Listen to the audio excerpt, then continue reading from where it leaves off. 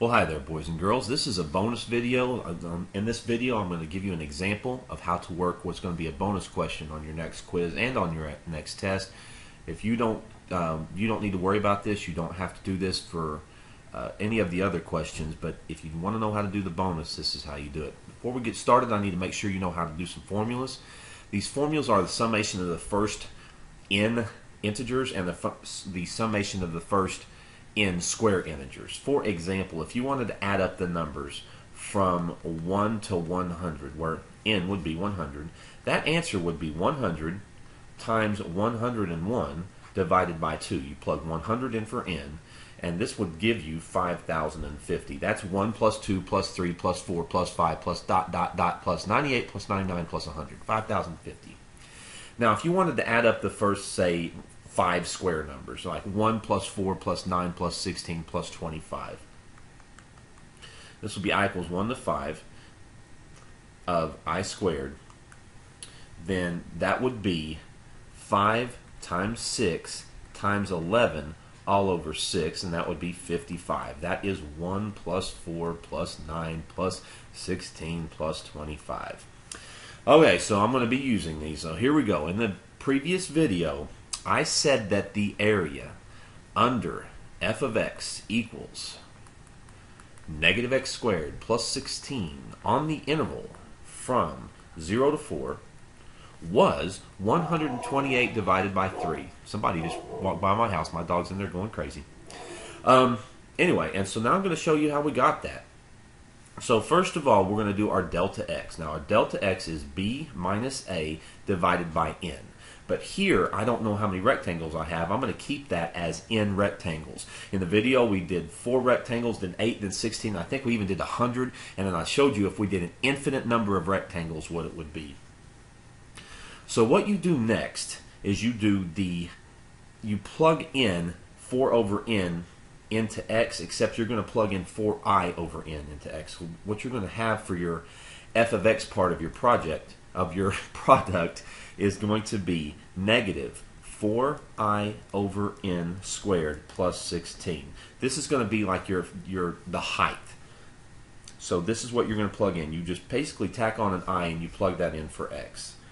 So here is going to be our exact area. This is not an approximation. Our area is limit as n goes to infinity. We're going to have an infinite number of rectangles of the summation from 1 to n of height times width, and each height is going to be negative 4i over n squared plus 16, and we're going to multiply this times 4 over n. I want to prove to you why this is true. If you plug in n for I, that would be our upper bound, the last thing. You plug in n for I, those n's cancel, and we are evaluating the function at 4, which is where we wanted to stop. Okay, so here we go. We're going to do some algebra here.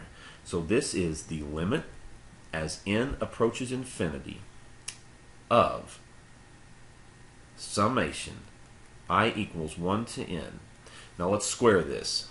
Negative 16i squared over n squared plus 16 times 4 over n. So I've just squared that fraction. Then I am going to distribute this 4 over n through. So I've got the limit as n goes to infinity, summation from 1 to n of negative 16i squared over n times 4 over n plus 16 times 4 over n.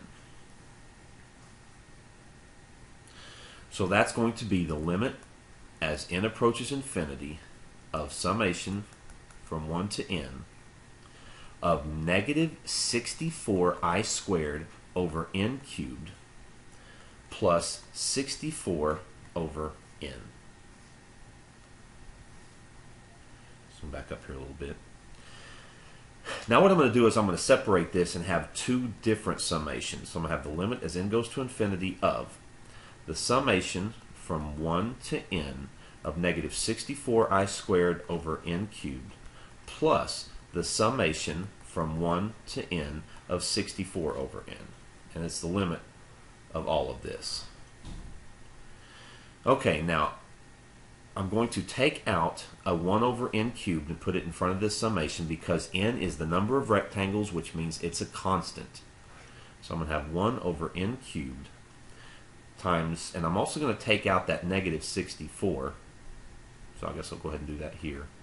Summation from 1 to n of I squared plus, I'm going to pull the 64 out of this one, summation from 1 to n of just 1.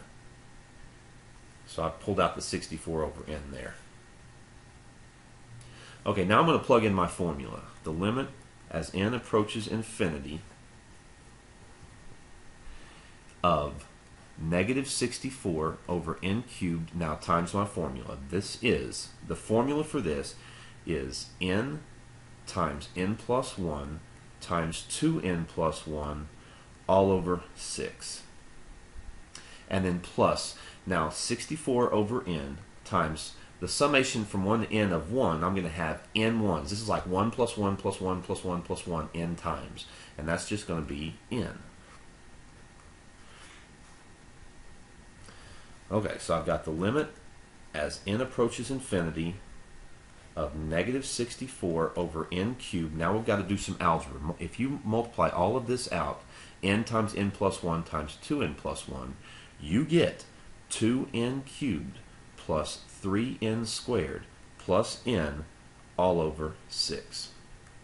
Those n's cancel, plus 64. Now we're going to multiply through. So the limit as n approaches infinity of negative 128 n cubed over 6n cubed minus 192 n squared over 6n cubed minus 64n over 6n cubed plus 64.